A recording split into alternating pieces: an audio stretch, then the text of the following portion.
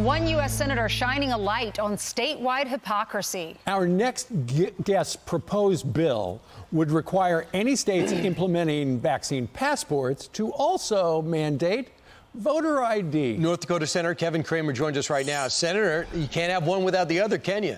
Well, it seems pretty obvious to me, Brian. I mean, I've never ceased to be amazed at how easily Democrats are willing to give up their personal private health care records just so they can, eat at a restaurant in Manhattan, but then resist the requirement to demonstrate you are who you say you are to do something as important as casting a vote for President of the United States. And so what my bill intends to do is shine that spotlight of hypocrisy, which, by the way, hypocrisy is not exactly new in politics, but this is a pretty extreme version of it.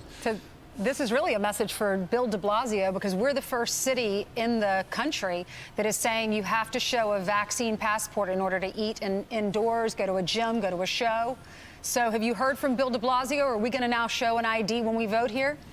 Well, I haven't heard from Bill de Blasio, and I expect that you won't, but I do expect that he's going to have to answer some pretty obvious questions about this gross intrusion on people's personal information. And I think this is really, to me, a frightening situation where the American people have been asked to do something like demonstrate or prove that, a vaccination. That is highly personal and private information. Right. And of course, Senator, it's all about, they're trying to get, right now I think the number is just under 50%. Just under 50% of Americans have been immunized against COVID. The administration realizes to get to herd immunity these days, you got to be 70, 80, 85%. The number seems to be changing.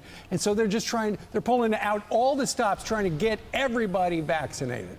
So a couple of things, Steve, that bother me about that. First of all, there's been no credit given to the fact that many people have antibodies because they've had the disease itself. That's right. And there's no credit for that. The other thing is, it's counterproductive. The American people are not ill-informed about this. There's lots of information out there. Self-governed people are very capable of being self-informed. And when you start bullying or harassing people, that's very counterproductive. Let people consult their doctors, make their own decision for them and their family. What's going on with this infrastructure bill? 2,702 pages. They need 10 Republicans to vote for it. It is going to add to the deficit. It is not paid for. It's going to be $256 billion to it, according to the CBO. How do you stand, Senator? Well, I support it for a couple of reasons, Brian. First of all, the CBO score is not the only thing that matters when it comes to the pay for. CBO is barred from scoring things like unemployment insurance benefits that are being returned or repurposing already appropriated funds through the CARES Act and other relief packages. So it actually, in my view, I'm very comfortable with the pay fors. But beyond that, even if it's $25 billion a year of expense, we just spent $7 trillion on things that produce nothing. Now, important, don't get me wrong, to people's individual economies, but an asset like infrastructure has as its primary purpose the movement of goods and services in our economy. It's an asset that returns value to our economy and ultimately to the taxpayer. So I still think it's a very good and I think a high priority and important function of the federal government. Does it pass the Senate today?